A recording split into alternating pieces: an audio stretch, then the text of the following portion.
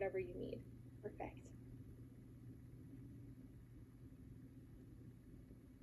Okay, everybody can see my PowerPoint? Perfect. All right. So, good morning. My name is Jaden Jones, and I'm a third-year student at Aquinas College here in Grand Rapids, Michigan, and I'm studying Spanish translation and creative writing. I am a blatant perfectionist, an anxious overachiever, and no stranger to shame, so probably not the first person you'd pick to speak to you about building shame resilience. Let me just give you an example of the way my brain works. I'm sitting at my computer preparing for this presentation, and I can't even bring myself to assemble a PowerPoint because the only words going through my head are, I'm not good enough. I'm going to fail. Nothing I have to say is important. So I ended up going for a walk to kind of clear my head, but unfortunately shame came with me because I ended up seeing someone I found really intimidating. And right on cue, shame kicked in. I started imagining how she was perceiving me. Maybe she was noticing my jacket or my shoes or my hair. More than noticing, maybe she was judging. Maybe she thought that my jacket was ugly or my hair was messy. All these thoughts sort of snowballed together, and I felt trapped, powerless, and isolated. I felt as though I couldn't possibly meet her expectations of me. I couldn't do anything to change her opinion of me, and that her opinion somehow meant I was unworthy of human connection. A few years ago, I might have just dismissed these thoughts and told myself, oh, that's just how I am. I can't fail. I have to get everything right. It's all just part of my personality. But then I was introduced to the work of Dr. Brené Brown, which encouraged me to call out shame as the culprit behind my fear of failure and intense self-deprecation.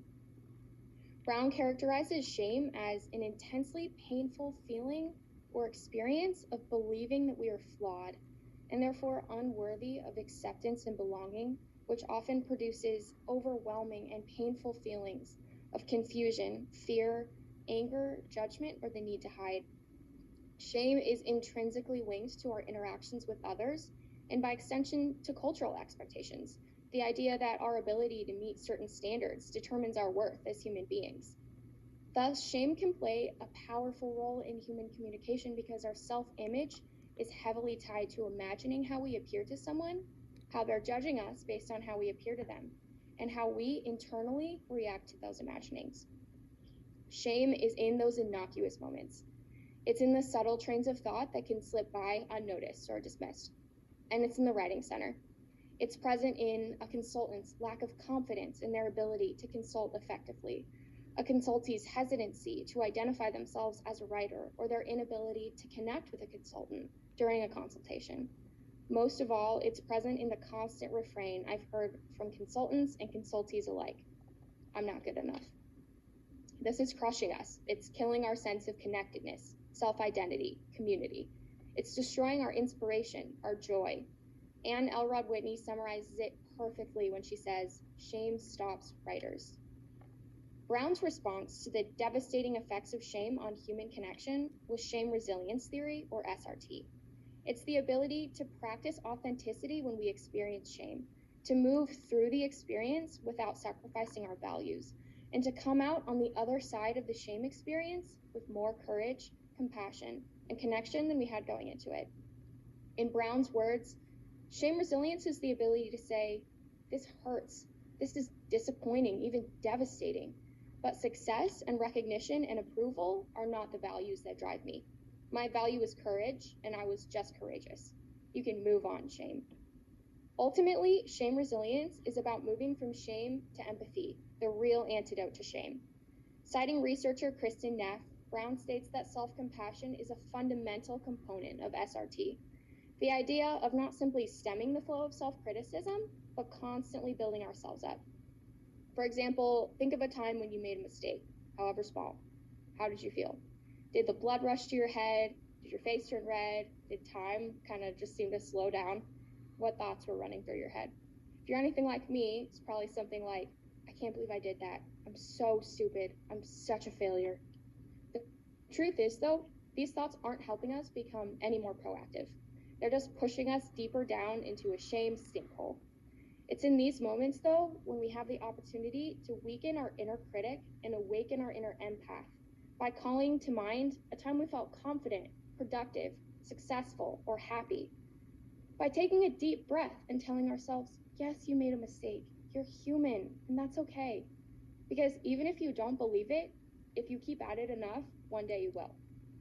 Shame resilience strategies such as these are essential to the response of the Writing Center in regards to shame. The context of our work often takes place in a competitive academic environment where shame reigns unchallenged and unacknowledged.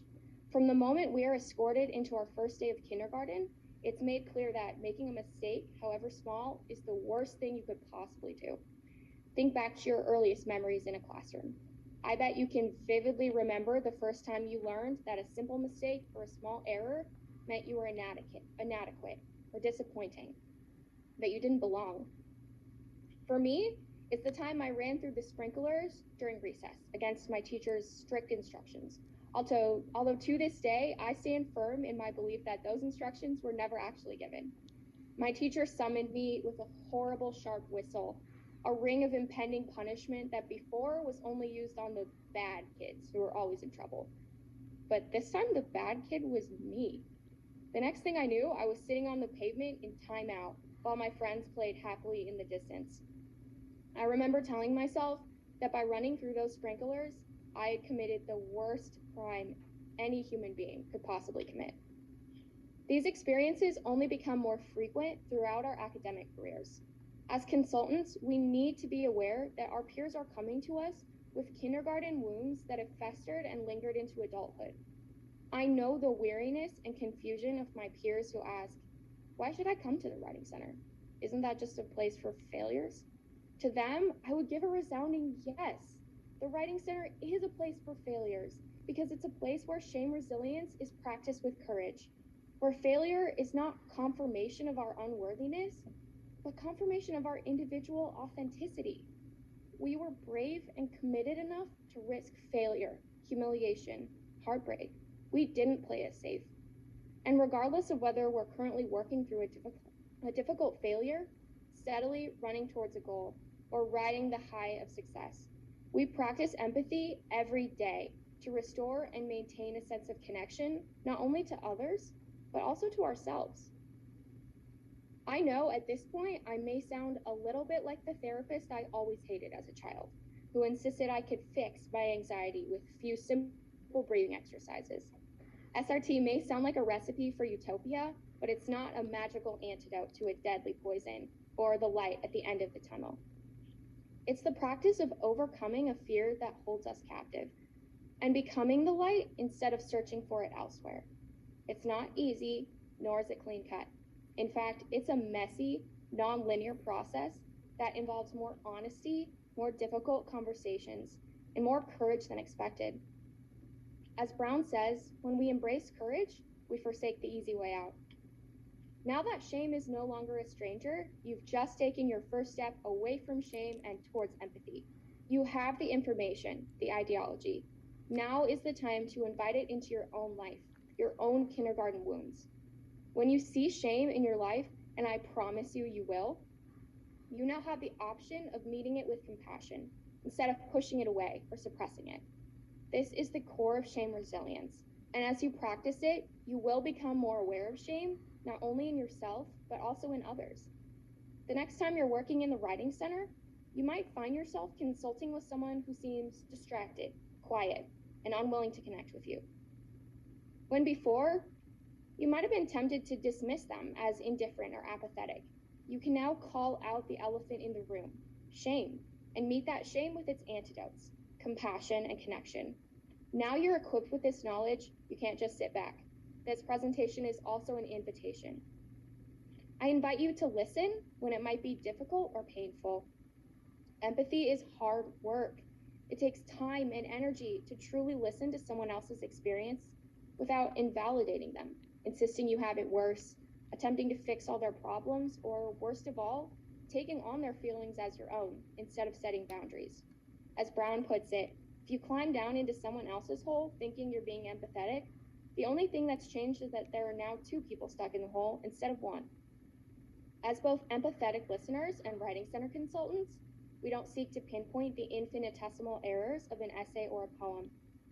We seek to empower the writer by connecting with them, by encouraging them to take ownership of their experience, their work, their self-worth, and dignity. I invite you to develop the skills to respond to failure compassionately, instead of devoting all your energy to avoiding it.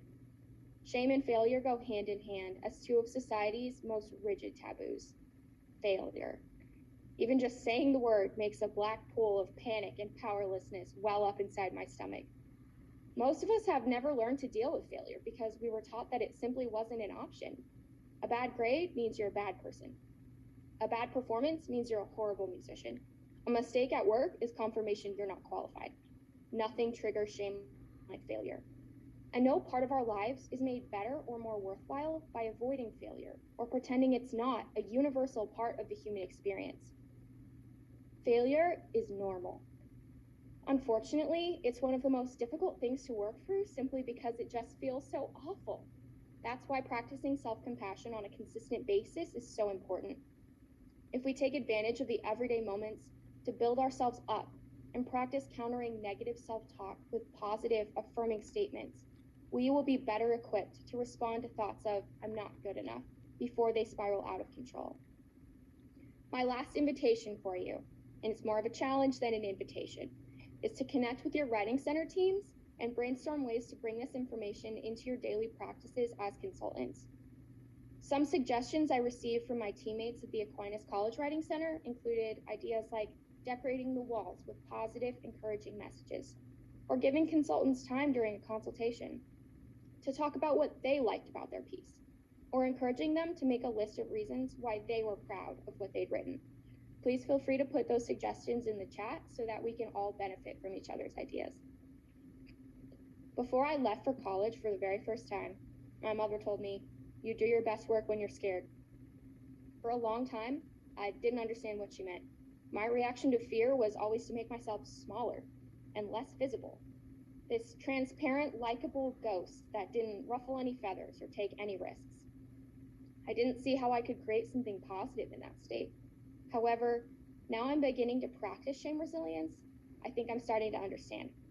During moments of fear, shame, and failure, we are invited to lean into discomfort without judgment. Now when I'm scared, when I can feel myself start to disappear, my personality fading, my sense of humor evaporating under the sharp scrutiny of self-criticism, I have to practice courage. I have to be brave. I have to force myself to take up space, to show up and be my wholehearted and authentic self. And that is my best work. That is the best and biggest accomplishment I could ever achieve. And it's the same in the Writing Center. Writers and consultants perform their best work when they're uncomfortable and vulnerable, but still choose to operate with empathy and self-compassion. When they choose to write anyway, even when they aren't guaranteed that the finished product will be a New York Times bestseller, or when they sign up for a consultation, even though they're terrified. The best work of any writer is to call themselves a writer each and every day, regardless of whether they feel they're enough. Shame may stop writers, but shame resilience can empower them to move from paralysis to proactivity, despair to hopefulness, and insecurity to self-awareness. Thank you so much.